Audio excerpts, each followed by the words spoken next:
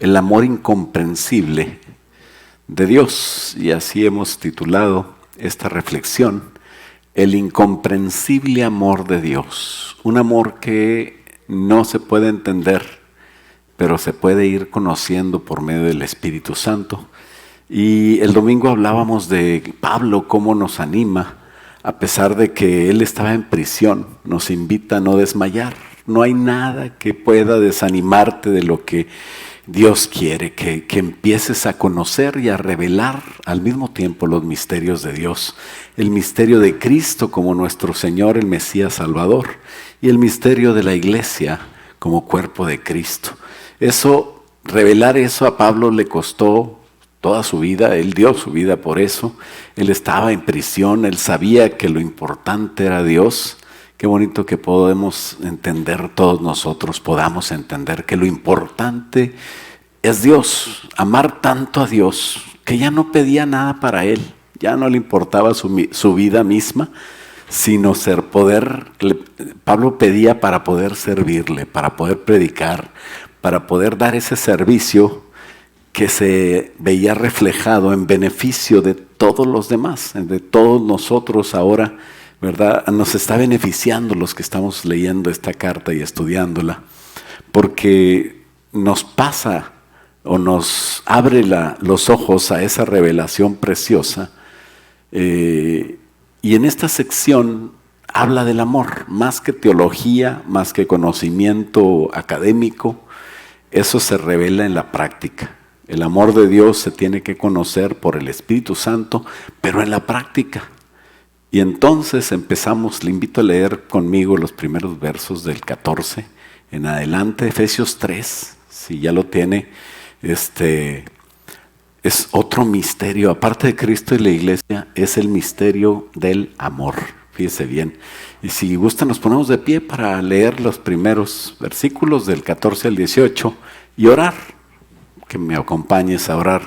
Dice Pablo, por aquello que estaba en la cárcel, por aquellas revelaciones, por todo lo que sufrió en el ministerio con ganas de compartir, dice, por esa causa doblo mis rodillas ante el Padre de nuestro Señor Jesucristo, de quien toma nombre toda familia en los cielos y en la tierra, porque debemos cambiar todo, hasta el apellido, ¿no? Cuando te casas cambia tu vida.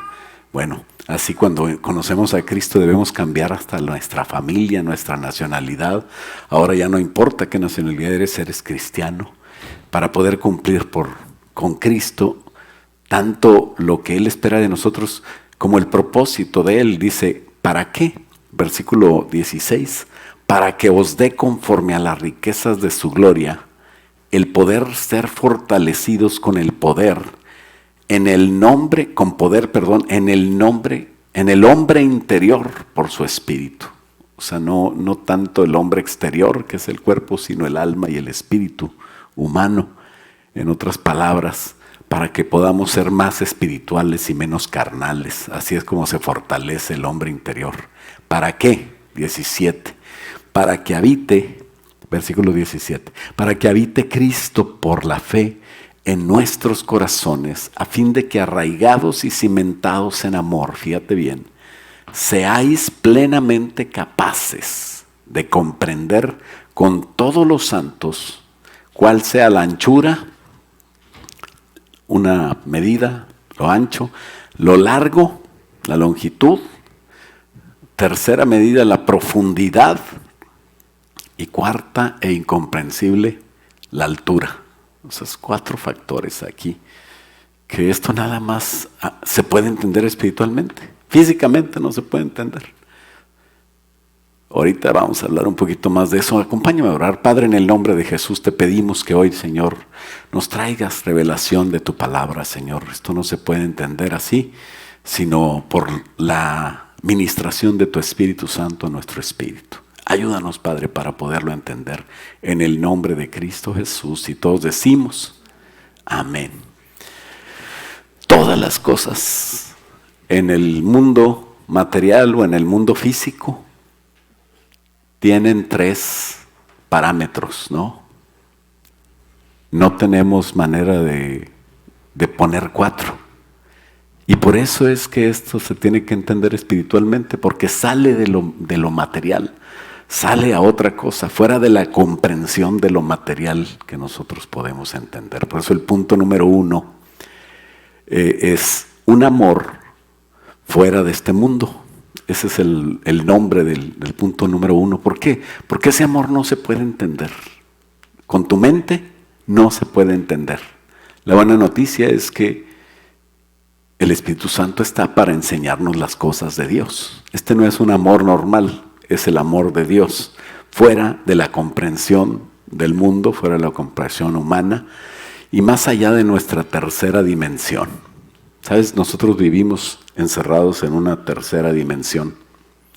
Y la cuarta dimensión, hay cosas que se pueden comprobar que existen, pero no las podemos entender. Efesios 3:18 nos habla de la altura, la anchura, número 1, la longitud, número 2, la profundidad, número 3, y la altura, número 4. Eso ya no existe, eso ya no es graficable en este mundo, no se puede entender. Está fuera de la comprensión humana, fuera del plano terrenal. El salmista decía, los cielos cuentan la gloria de Dios, pero no podemos ver a Dios, tenemos que ver lo creado. El apóstol Pablo en Romanos 1:20 nos dice que es por medio de lo creado que yo puedo visualizar la deidad y el poder de Dios. Es lo más que podemos alcanzar con nuestra capacidad humana, en 3 dimensiones distintas. Expresa una y toda la creación dentro del cual Dios mismo nos puso, y Dios mismo se refleja en ella, se refleja en lo que Él creó.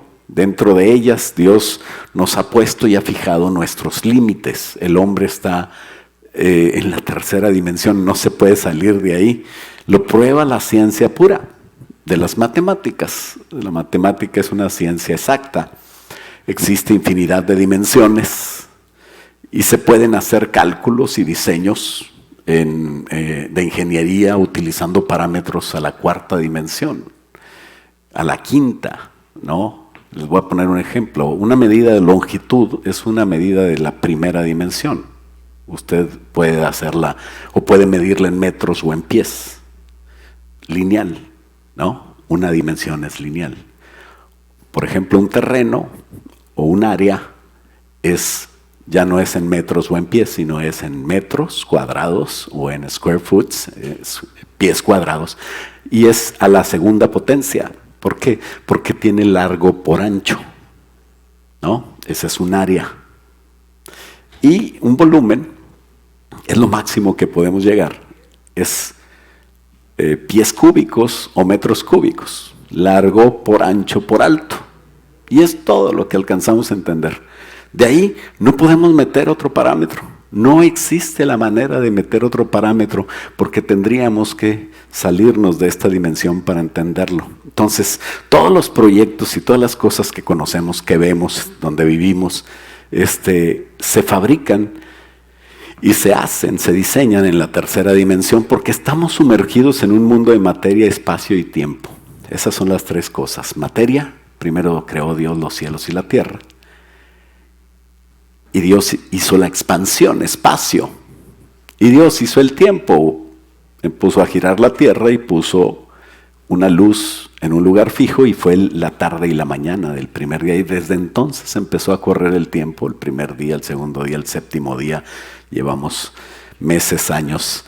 Y así es como empezó todo. Pero estamos sumergidos como si fuéramos peces dentro de una pecera en la tercera dimensión. Y no alcanzamos a nadar más allá de la pecera porque no sabemos cómo salir de esa tercera dimensión y podemos visualizar por el Espíritu Santo algunas de las cosas que Dios tiene para nosotros, pero Pablo aquí está hablando de misterios, revelaciones terribles, pero nosotros no podemos viajar así a más allá de la tercera dimensión. Si tú agarras una nave espacial y empiezas a viajar y a viajar, sigues en la tercera dimensión, sigues en el espacio, eres materia y está pasando el tiempo. Esto es medio, no crean que fumé nada, es ingeniería. Pero dentro de estas 3 dimensiones yo puedo entender, pero fuera de ellas no puedo entender. Por ejemplo, tenemos algo ahí que una gráfica que intenta poner en una jarra, la primera, en 3 dimensiones, ¿verdad? Claro que en la tele es un plano de 2 dimensiones, pero pues por la sombra y toda la apariencia que tenemos en 3 dimensiones, todo está en 3 dimensiones, ¿no? Y como les explicaba ahorita, en la siguiente, podemos ver que la dimensión 0, si tú sabes de exponentes, es el cuadrado, ¿verdad? El cúbico, a la segunda potencia o a la tercera potencia. Si no tiene potencia, quiere decir que está a la 1, ¿no? Y todos los números, si tú tienes un número n elevado a la 0, es un número que es igual a 1, siempre. ¿Por qué? Porque 0 es el resultado de 1 menos 1, ¿verdad? 1 menos 1, 0. Entonces todo lo que está a la 0 es igual a 1. Aquí está la comprobación. Tenemos que n a la 0 es igual a n a la 1 por n a la menos 1. Los exponentes se suman, aunque se multipliquen los números. N puede ser 1000, puede ser 1, puede ser 20, puede ser 40. Todo lo que quieras que sea n da 1. Al final es 1, cualquier. Entonces, ¿qué quiere decir eso? La dimensión 0 es la dimensión mínima. Y si nosotros nos salimos de esa dimensión 0 para poner otra dimensión al lado y otra al lado y otra al lado y otra al lado, se hace una línea. ¿Qué quiere decir? El segundo cuadro dice que la dimensión 1 es muchas dimensiones 0 una al lado de la otra. Una línea. Ahora imagínate que pones una línea arriba de otra línea y otra línea y otra línea y ya tienes 1 por 1, ¿no? Ya tienes una dimensión cuadrada. Quiere decir que la dimensión 2 es el resultado de muchas dimensiones 1 puestas una al lado de otra. Ahorita vas a ver a dónde voy con esto. ¿Qué es la dimensión 3? ¿Qué es la máxima que nosotros conocemos? Es un montón de dimensiones 2, o sea, planos. Imagínate la libreta de 100 hojas, pues es más o menos la mitad de la libreta de 200 hojas, ¿verdad? ¿Por qué? Porque tienes 100 planos, pero si le pones otros 100 ya tienes 200, si le pones muchos más ya tienes un volumen, ¿no? Que es litros, que es metros cúbicos, ¿no? Cualquier dimensión. La dimensión 3 entonces es el resultado de alguien que tenía un plano, se salió de ese plano para poner otro plano al lado, y otro plano, y otro plano, y otro plano, se hace la dimensión cúbica. ¿Sí me explicó? ¿No me explicó? Bueno, ponga atención, si no entiende eso puede perder su salvación. No, no es cierto. Lo bonito es que esto es nada más lo que alcanzamos a conocer nosotros. La salvación está fuera de esto. Fíjate bien, la dimensión 3, ¿cuál sería la dimensión 4 según la lógica? Si la 0 es muchas dimensiones 0 juntas, hacen la 1 y muchas unas, hacen la 2 y muchos 2, hacen la 3. ¿Sí me explico? ¿Cuál es la dimensión 4? La dimensión 4 sería matemáticamente poner una dimensión cúbica o a la 3 al lado de otra y otra y otra. Eso hace la dimensión 4. Entonces la dimensión 5 serían muchas 4 juntas que hacen la 5. Pero tú no te puedes imaginar eso. No te puedes salir de la tercera dimensión, no hay manera. Como te digo, te puedes arrancar yéndote. Síguele a la siguiente. La dimensión 1 es una línea, un conjunto de puntos sucesivos unos tras otros. Conjunto de dimensión 0. La siguiente. Dale. Un plano se encuentra en la segunda dimensión. Se puede entender como medidas cuadradas que pueden ser largo por ancho y son el resultado de la integración de las medidas lineales, es decir, muchas dimensiones una al lado de la otra. ¿Estamos de acuerdo? Eso es un plano, dale. La dimensión 2. Medidas cuadradas. Cuando compras un terreno, no te importa que esté alto, pues ¿cómo? Es un terreno, no tiene casa. ¿Verdad? ¿Sigue? Y entonces, por lógica, puedo entender que conjuntando medidas cuadradas, muchas dimensiones segundas una al lado de la otra, mi resultante será una dimensión o una medida cúbica o a la potencia 3. dimensión tercera dimensión, que puede ser largo por ancho por alto, y es ahí donde está encerrado todo nuestro universo y nuestros límites. ¿Le damos? Entonces, como en la línea o el plano, la dimensión 3 es muchas de la anterior juntas, eso es lo que estamos viendo, ¿vale? Entonces, ¿cómo me salgo de lo alto? ¿A dónde iré y qué para esconderme de Dios? Si voy a lo profundo del mar, ahí está Él, dice el Salmo. Pues no puedo ir a ningún lado, estoy aquí delante de Dios siempre. ¿Qué sigue? ¿Ya es todo? Ok, no puedo entender más, aunque las matemáticas como ciencias exactas, yo digo que son leyes divinas, me dicen que hay más, porque se puede graficar. De hecho, si tú vas a calcular la inercia, pues tienes que usar a la cuarta dimensión, pero todo se hace en la tercera dimensión. Bueno, ya estoy hablando de ingeniería. En mi mente no puede salirse a la cuarta dimensión para colocar más medidas cúbicas o terceras dimensiones. Y si lo hago, voy a seguir en la tercera dimensión. Si trato de irme lejos, no voy a salir. Me daría la misma tercera, por lo tanto, por no poder salir a la cuarta dimensión, no alcanzo a comprender, sino solo hasta la tercera dimensión. Entonces, yo estoy limitado hasta la tercera dimensión. Pablo me dice que aquí hay cuatro parámetros. ¿Qué quiere decir eso? Que es el amor incomprensible de Dios, que yo no lo voy a poder entender. Es muy sencillo entender, que no puedo entender. Si no entiendes todo esto, entiende nada más que el amor de Dios, no lo vas a poder razonar. Es el gran problema de los científicos, filósofos, orgullosos o testigos de Jehová, que dicen que la doctrina de ellos, de los testigos, es el razonamiento a partir de las Escrituras. ¿Cómo vas a razonar un milagro? ¿Cómo vas a razonar que el Señor puede hacer cosas grandes? No se puede entender ni razonar con mi mente. Entonces, puedo entender eso, que no puedo entender. Y ahí es donde el humilde, que dice, no puedo entender, Señor, explícame tú, por el Espíritu empieza a tener fe. La fe no es entender, la fe es creer lo que no entiendo. Y por eso dice el 19, el 4:19, Efesios 4:19, para que seáis plenamente capaces de comprender con todos los santos. El 18 dice, cuál sea la anchura, lo tiene en la pantalla, ¿verdad? La longitud, la profundidad y la altura, y de conocer el amor de Cristo, ¿que qué? Que excede a todo conocimiento. ¿Cómo lo voy a conocer si excede a todo conocimiento? Pues porque la única manera de exceder el conocimiento, que es muy avanzado ya, es salirme de ese cuadro y empezar a ver lo que no entiendo, para que seáis llenos de toda la plenitud de Dios. ¿Quién puede entender a Dios?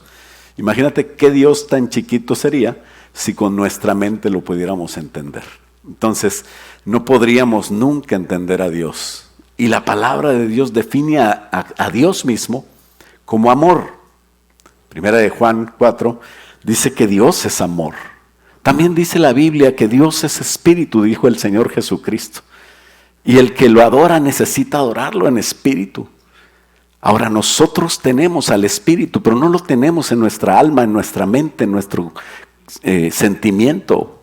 Debe de influir en nuestra manera de decidir, en nuestra voluntad, nuestra mente y nuestros sentimientos. Pero nosotros tenemos al Espíritu para hacerle caso, para guiarnos por Él. Y Él nos va a abrir el conocimiento al Padre y al Hijo. Decía el Señor Jesucristo, voy a mandarles al Hijo. Les conviene que yo me vaya, perdón, el Hijo decía, para mandarles al Espíritu Santo. Y Él los va a guiar a toda verdad. Entonces, Él nos va a hacer todo lo del Padre, nos va a hacer saber todo lo del Padre y del Hijo. Por eso dice Efesios 3:19 que excede todo conocimiento. Y luego habla para que tengamos la plenitud de Dios. No lo puedo entender, pero lo puedo tener. Tener la plenitud de Dios en mí. Habla que, dice, que conozcan ese amor que sobrepasa nuestro entendimiento, para que sean llenos de la plenitud de Dios, ¿no? Este amor sobrepasa nuestro conocimiento. No se puede entender. Físicamente no se puede entender. Los científicos inteligentes que se topan con esto y son honestos, dicen, no cabe duda que hay un Dios. Existe Dios. No hay otra manera de explicar esto que no podemos explicar. Entonces, el punto número 2, el amor divino no se puede entender porque es Dios mismo. El amor divino es Dios. Dios es amor. La manera de conocer a Dios o su amor no es intelectual, sino espiritual. Se le conoce amando. Ahora, en la práctica, ¿cómo amo? Pedro le dijo, te amo, Señor. El Señor le dice, pues apacienta mis ovejas. A nosotros nos dice, ¿me amas? Sí, pues ama a tu hermano. No puedes decir que amas a Dios si no amas a tu hermano. Entonces, ¿cómo conozco a Dios? ¿Cómo conozco más de Dios? Tal vez no voy a poder conocerlo todo. Claro que voy a tener una eternidad para hacerlo, ya que estando en su presencia voy a entender todavía más. Pero ni mis estudios, ni mi servicio, ni mi llamado, ni mi función, ni mis dones me van a servir para conocer a Dios. Lo que me sirve para conocer a Dios es el amor de Dios en mí. Cuando yo me deje de mis cosas y empiece a amar con el amor de Dios, ese que me hace negarme a mí mismo para amar como Cristo amó, ese que me hace de verdad amar a lo que nadie puede amar. Hay gente que no es amable, pero tenemos que amarla. Dice 1 Juan 4:8, el que no ama no ha conocido a Dios, porque Dios es amor. Sigue hablando de las mismas dos cosas, conocimiento que excede al conocimiento humano y amor. Conocer a Dios tiene que ver con amor. Un amor reflejado en obras de amor, no en obras como esfuerzo para yo ser salvo o para lograr algo. No, el amor tiene que ser desinteresado, si no, no sirve. O sea, sí sirve, pero no es el amor de Dios. No sirve para el fin de Dios. No es un esfuerzo carnal o de mi alma, sino que este amor es otro misterio que envuelve el conocer a Dios, al Padre, al Hijo y al Espíritu Santo. No dice a uno de los tres, dice la plenitud de Dios. Quiere decir Padre, Hijo y Espíritu Santo. Y eso debe llenar la iglesia, a nosotros, hermanos, nos tiene que llenar ese amor. Es el misterio de la plenitud de Dios y el misterio del amor, es lo mismo. Dios es espíritu, Dios es amor, Dios es perfecto, Dios es santo. La única manera es vaciarnos nosotros de nosotros mismos y que ya no viva yo, pero que Cristo viva en mí. Y lo que ahora vivo en la carne, lo vivo en la fe del Hijo de Dios. Eso es lo que Dios quiere, un amor incomprensible que solo practicarlo me hará entender poco a poco. Tú puedes decir, no sé si te haya pasado, es una cosa que es muy común, que puedes tener a alguien que te cae bien mal y no, hombre, te lo topas y no quisieras verlo y lo encuentras otra vez y donde quiera te sale hasta en la sopa. Llega un momento en que empiezas a hablar con él, empiezas a darle el beneficio de la duda y resulta que al final son los mejores amigos.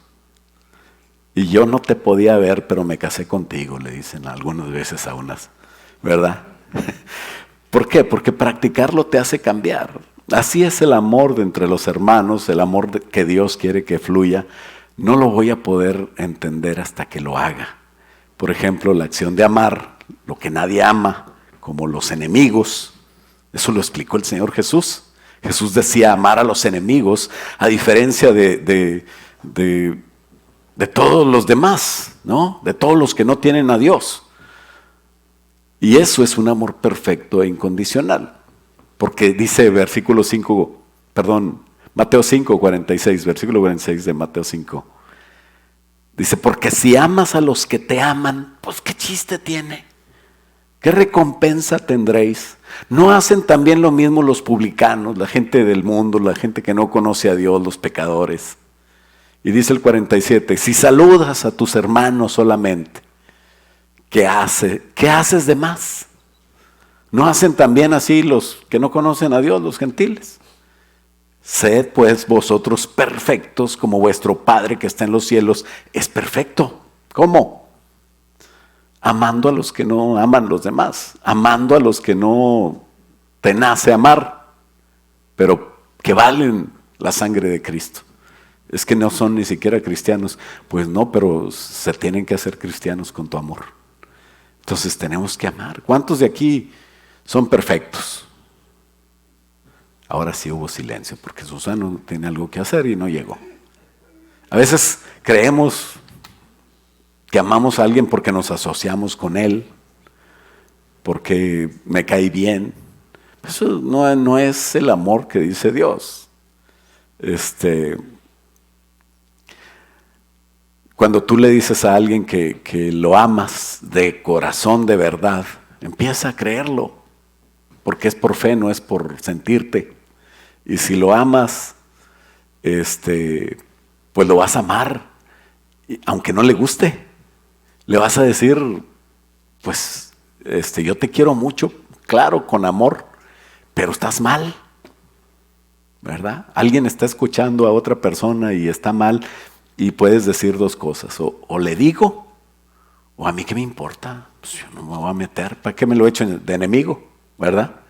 Pero si tú quieres realmente servir a Dios, tú tienes que mostrar tal amor y tal interés de decirle, es que estás mal, manito, tú eres el que estás mal. No, pero es que me hicieron y me dijeron, y por eso, pero ¿por qué te dejas? ¿Por qué te sientes? Y empezar a ministrar el amor de Dios, los principios de Dios.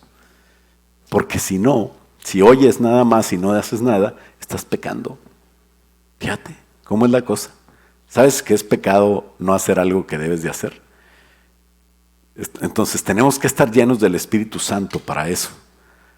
Porque si nos ponemos a decir verdades sin el Espíritu Santo, pues sí, no nos vamos a echar de enemigos. Sí, con todo lleno del Espíritu Santo a veces son tus enemigos, por decirles la verdad, ¿verdad? Pablo decía, por amarlos más, yo soy amado menos. Pero no importa, porque eso es servir a Dios. Ahora, si tú buscas placer en que todos que seas popular, que todos te acepten y todos te amen, pues entonces estás mal. No estás dándole gloria a Dios. Entonces tú siempre tienes que verticalizar. Siempre verticalizar quiere decir ver hacia Dios y hacer que los demás vean hacia Dios. Es que el anciano me hizo cara y como es guatemalteco, pues yo digo, pues son bien así, bien tremendos. Pues no esté viendo al anciano, ve a Jesús en él. Y pongo al anciano porque es como un ángel que no hace nada malo. Pero puede haber alguien que sí te caiga realmente mal. Pues ve a Dios en él para amarlo. Si miro a Dios en mi hermano, pues yo voy a ser feliz. Voy a ser de Dios. Entonces eso es verticalizar todo. Siempre verticaliza. Todo que tenga que ver con Dios. Si algo no tiene que ver con Dios, dile, hermano, no estés hablando, eso no tiene nada que ver con Dios. Es que tiene que ver conmigo. Por eso, que no tenga que ver contigo, que tenga que ver con tu Dios. Ya no te fijes tú en ti ni en los demás, fíjate en Dios. Y entonces, esos sentimientos egoístas, pasajeros, que son tuyos o que son míos y que nadie más los puede arreglar, se desaparecen y se desvanecen cuando yo miro a Dios. Cuando miro a Dios en mis hermanos, porque amor es poner a Dios en su trono, en su primer lugar. ¿Para qué? Para que Dios nos diga cómo actuar, para que Dios nos diga y nos aconseje según sus principios, no según mis costumbres, según mi apellido. Es que así somos los días y no, hombre, olvídate. Podemos ser buenos, pero también malos días. Entonces, hay unos días con muchas tormentas y nublados. Pero bueno, qué bonito tener la luz de Cristo, ¿no? Perfección, santidad y amor, eso es ser sabio.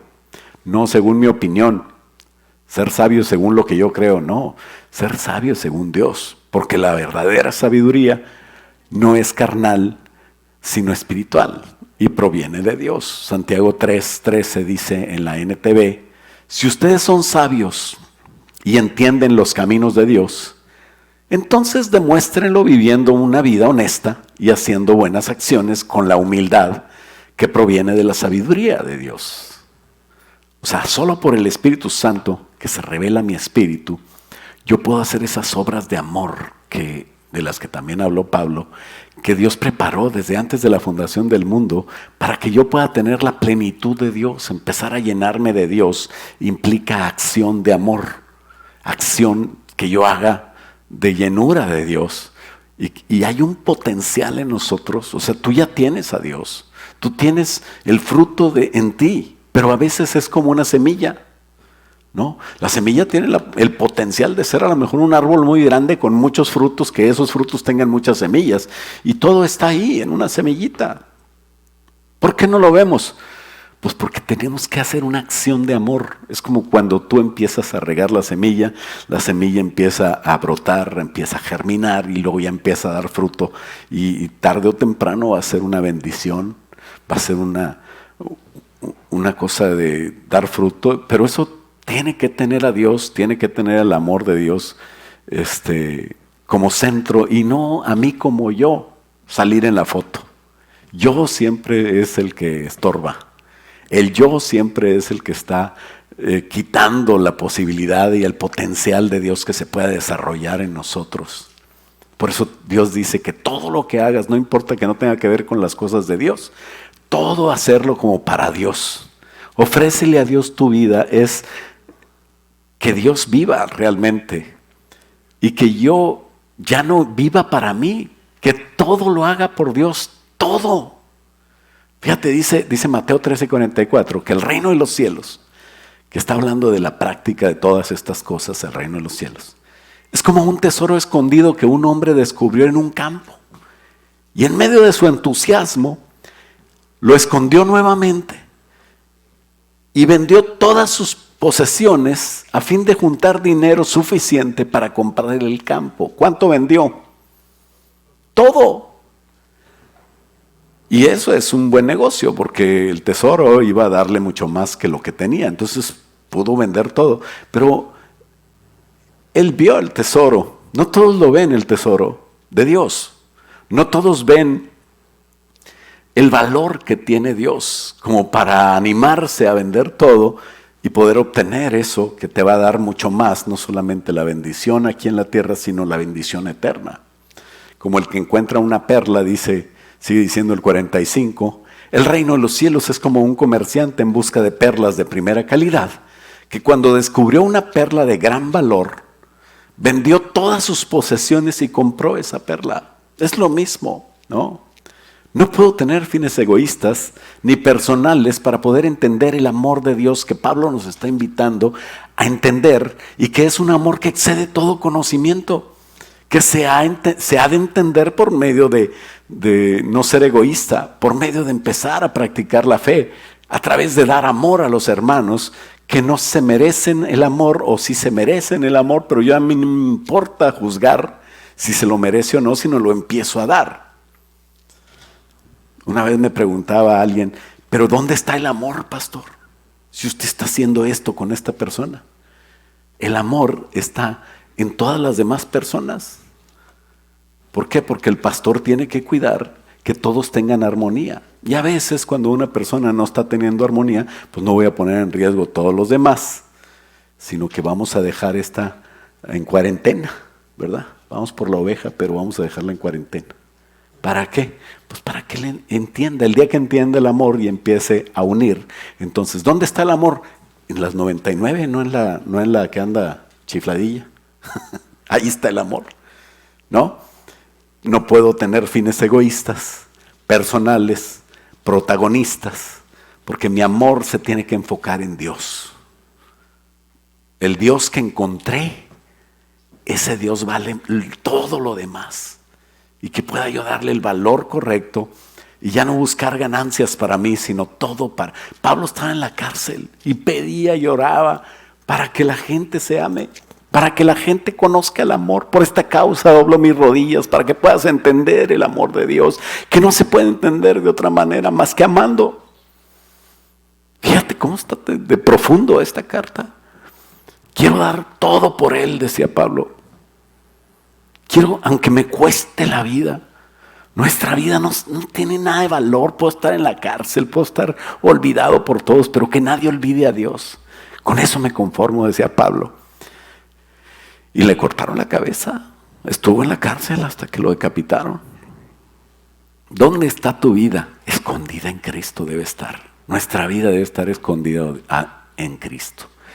Ahorita nadie del que le busca puede brillar o puede pretender brillar. Todo debe ser para la gloria de Dios, porque si no lo haces así, pues simplemente te estás equivocando. La plenitud de Dios la voy a encontrar cuando yo sea guiado y sea espiritual. Vivir para Dios. No vivas tú, sino que Cristo vive en ti. Y a los ojos del mundo, pues ya no vivas más. Esconde tu ser en su ser espiritual. Que el hombre interior, dice, se fortalezca.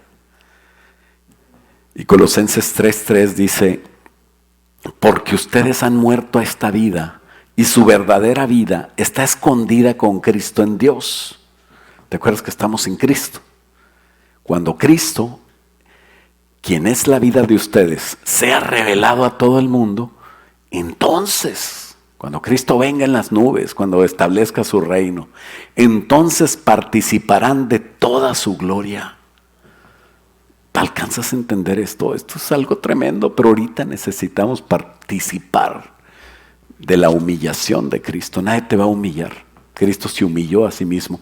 Tú humíllate delante de Dios. Ama lo que no te nace amar. No es tu tiempo de brillar, es el tiempo de trabajar, es el tiempo de mostrar ese amor que tengo por Dios, aunque no me ame la gente. No vivir ya con mi carácter, porque yo soy yo, sino empezar a vivir con el carácter de Dios. ¿Cuál es el carácter de Dios? Pues los frutos, el fruto del Espíritu, básicamente, ¿no? Entonces el punto número 3, los dones y los frutos son diferentes. Tenemos que entender que los dones espirituales sirven para Dios. Yo conozco a profetas y a personas que fluyen en profecía y que unos dones tremendos y de nada sirve. Porque tienen un carácter tristemente malo, malísimo. Y no aman y de nada sirve. ¿Por qué? Porque los dones no son tuyos. Los dones es algo que Dios te dio, te prestó para que lo administres y que los usemos para Él. Pero el don que me puede levantar, el carácter lo puede tumbar. O sea, de nada sirve todo eso. Los dones espirituales sirven a Dios. Eso es de Dios. No tiene que envanecerme en nada porque es de Dios. Pero el fruto espiritual, eso refleja lo que hay de Dios en ti. Eso refleja lo que tú has permitido que Dios haga en ti. La obra de Dios en ti. Ese potencial escondido que cada cristiano tiene, que de repente empieza a cambiar. Está surgiendo ese potencial, está surgiendo ese fruto, ese carácter. Está cambiando. Entonces, eso surge cuando muere la persona y da todo por vivir en Cristo, por vivir para Cristo, por vivir en Él, por Él y para Él. Y por eso empieza a cambiar su carácter por el carácter de Dios, porque Él ya se negó a sí mismo. Y es cuando cambiamos y somos espirituales. Es cuando viene ese amor que no es darle por su lado a nadie, es un amor, ese amor nada más es emocional y pobre. Pero el amor verdadero es el que centra a los demás en Dios. Por eso a veces caemos mal, ni modo. Hay que caer mal. Si todo el mundo te aplaude, especialmente los que andan mal, y eres la fiesta, algo anda mal. Si todo el mundo te quiere, estás mal. No sé en qué estás mal. Ya podemos platicar. Pero el amor es centrar a la gente, el amor es que a veces duele el amor, ¿no? Y aunque no me hable más, pues aunque no le guste decirle, necesitas morir tú también a tu yo. Especialmente cuando está muy vivo es cuando duele, le duele. Porque pues le estoy diciendo que se mate en su yo, en sus deseos. Pero si yo le digo, así como yo también he muerto y he empezado a vivir para Dios, entonces ya eres más interesante. Ya convences no por lo que hablas, sino por lo que estás haciendo, ¿no? Y qué bonito poder reflejar el carácter de Dios. Y cuando el don de Dios surja, no hombre, vas a hacer una bomba. Vas a hacer algo precioso para Dios. Entonces tenemos siempre que incitar a otros, amarlos a otros, aunque no caigas bien, pues eso se refiere Pablo en 2 Corintios 12:15, cuando estaba enseñando la verdad de Cristo. Pablo dice, con gusto me desgastaré por ustedes y también gastaré todo lo que tengo. 2 Corintios 12:15. Aunque parece que cuanto más los amo, menos me aman ustedes a mí. Pues claro, ¿verdad? Pues andaba enseñando lo que es de Dios y a veces no cae bien. Entonces, hermanos, en conclusión, amar sin condición, pues es servir a Dios. Y solo así podemos conocer un poco más de su amor y un poco más de Dios. Solo encomendándonos en las manos de Dios y dejando de vivir una vida carnal, mi vida. Bueno, es mi vida, yo la vivo como yo quiero, ¿te acuerdas? Pero solo dejando esas cosas podré ser espiritual. Es tu vida, Señor, dime qué hacer. Y ya no tendré frutos de mi carne, sino, dice Gálatas 5:22, en cambio la clase de fruto que el Espíritu Santo produce en nuestra vida es amor, alegría, paz, paciencia, gentileza, bondad, fidelidad, humildad y control propio. No existen leyes contra esas cosas. Entonces Cristo se debe revelar a nosotros. Cristo es el misterio de Dios para nosotros. Y nosotros somos el misterio de Cristo, somos la iglesia. La iglesia de Cristo tiene que reflejar ese amor de Dios. El Padre, el Hijo y el Espíritu Santo pueden estar haciendo en ti un cambio de tal manera que el misterio de Cristo revele su gloria. ¿Sabes que la palabra de Dios dice que somos hechos para la gloria de su nombre? No es para nosotros decir siempre, gloria a Dios, para andar diciendo gloria a Dios en todo. No, con gloria a Dios puede decir el diablo también. Pero dar gloria a Dios con tu vida. Empezar a cambiar, empezar a amar al mundo como Dios lo amó. Ser espiritual y ya dejar lo material aparte. Empezar a entender cosas, revelaciones misteriosas, tremendas, que no se pueden entender más que en la dimensión donde Dios te quiere llevar. Dios, ¿sabes? Un día vamos a vivir en la presencia de Dios. Eso no está en la tercera dimensión. El Señor es el Dios de todas las dimensiones. Nos vamos a salir de esta dimensión y vamos a conocer esta dimensión como cualquier persona sobrenatural. Esto va a ser juego de niños, lo que ahora te preocupa. Pero en su presencia, siendo el cuerpo de Cristo, vamos nosotros a reinar con Él, conocer su amor, practicar su amor. ¿Cómo vamos a reinar sabiamente si no empezamos hoy a tener amor? ¿Qué nos hará que nos llenemos de Dios? ¿Qué es lo que nos estorba para no llenarnos de Dios? Para cuando nosotros quitemos el yo, es lo que estorba, vamos a estar en su favor, vamos a hacer su propósito, nos vamos a mover de acuerdo a la guianza del Espíritu Santo. Y así la iglesia va a ser llena de poder. Así le vamos a dar gloria de verdad, en medio de la abundancia de las riquezas que habla aquí. Dice que la Biblia va a mostrar las riquezas de Dios, pero nosotros a veces no lo hacemos porque estamos en nuestras riquezas, que son miserables.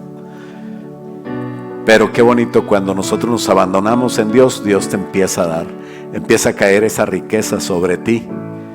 Y por eso cierra el apóstol esta sección diciendo, Efesios 3, 20 y 21, para terminar con el capítulo 3 de Efesios y la mitad del libro.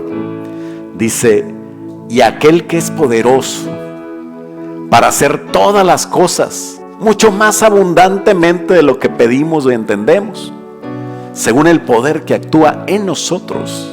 Cuando nosotros hayamos hecho esto, a Él sea la gloria en la iglesia, en Cristo Jesús, por todas las edades y por todos los siglos de los siglos. Amén. Vamos a ponernos de pie y a orar. Padre, te damos gracias por la oportunidad de estudiar este libro, Señor, que apenas vamos a la mitad, y que nos ha enseñado cosas tan tremendas y tan hermosas, Señor, sobre ti, sobre quiénes somos nosotros como iglesia, sobre dónde nos quieres llevar tú como cuerpo de Cristo, sobre quién es Cristo en realidad para nosotros. Y hoy, Señor, nos habla sobre el amor, Padre, que podamos dar ese amor como tú quieres que lo demos, Padre, no como el mundo lo quiere, sino como el mundo lo tiene que entender y recibir. El amor, Señor, que sobrepasa todo conocimiento, que sea una verdad en nosotros, practicada para tu gloria y tu honra. En el nombre de Cristo Jesús, Padre, bendice a los hermanos que están en camino, Señor, para acá, a los que han viajado, Señor, a los que están enfermos, Padre, sánalos, guárdalos, Señor, a los que han caído, Señor, levántalos y usa, Señor, para tu gloria y tu honra, Señor, a tu iglesia donde quiera que se encuentre. Bendice sus casas, sus trabajos, y bendice, Señor, el fruto de su trabajo y todo lo que usas para proveerlos, Señor, para que así, Señor, no tengan ninguna dificultad, sino solamente enfocarse en ti, en amarte a ti y amar a la iglesia, amar al mundo para hacer tu obra. En el nombre de Cristo Jesús, Padre, te lo pedimos y todos decimos amén. Gloria a Dios. Aleluya.